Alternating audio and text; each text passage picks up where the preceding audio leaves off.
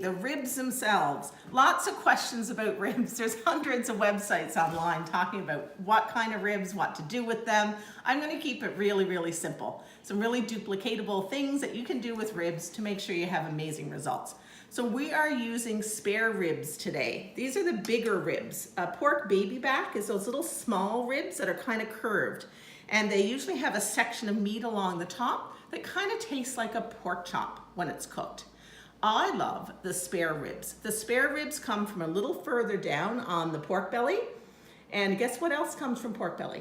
That's right, bacon. And that's why I like spare ribs most. They have this really lovely, rich taste and beautiful texture. It's closer to the belly, really delicious. And we're gonna take a look at how to prep your ribs.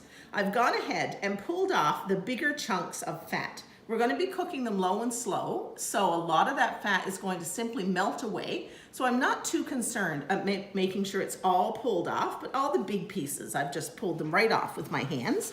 And then what you really want to do is take off this membrane. It's a little silver skin that runs on the back of the bones on your ribs. And what it does, number one, is it keeps flavor from getting into the little cracks in those ribs. So it's a barrier.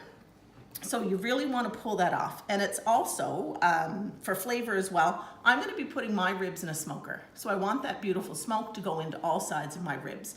I'm also going to be giving you tips on how to do them in your oven, because not everybody has a smoker. So we're going to start your ribs in the oven and then transfer them to your grill. So if you've got a regular old stove and a regular old barbecue, you can make amazing ribs. So we're just going to get that silver skin loosened up. I like to use a spoon because a spoon won't pierce the meat the same way a knife will. And then to do this job, paper towel is your very best friend. This is really slippery stuff. So I love to grip it with a paper towel. Just look at how easy that is with the paper towel. And it actually pulls off pretty darn easily. You just want to get it started at one end. And then as I pull on the silver skin, I push down on the rib. And there we go. It comes off really quick and easy. So I use little pieces. I just find it easier to handle. And then if you want, you can pull off some more of those little fat chunks.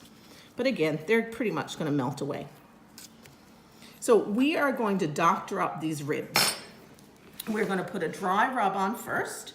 And we will be saucing them much later in the cooking process. So this rack right here, I think, is going to be our Korean barbecue.